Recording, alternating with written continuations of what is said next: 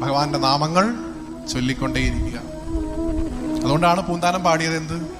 തിരുനാമങ്ങൾ നാവിന്മേൽ എപ്പോഴും പിരിയാതെ ഇരിക്കണം, നമ്മുടെ നരജന്മം സഫലമായി തീരുവാൻ. രാവിലെ ഗുരുവായൂർ എപ്പോഴും ഈ പാട്ട് വെക്കും. എന്തിനാത്? ആ ക്യൂ നിൽക്കുന്ന ആൾക്കാർ ഇത് മനസ്സിലാക്കട്ടെ. ഭഗവാന്റെ നാമങ്ങൾ ചൊല്ലിക്കൊണ്ടേയിരിക്കും. അങ്ങനെ ചൊല്ലിക്കൊണ്ടേയിരുന്നാലാണ് നമുക്ക് ആ രണ്ട് കുഞ്ഞിക്കാലുകളിൽ പോയി അഭയം പ്രാപിക്കാൻ സാധിക്കുള്ളൂ.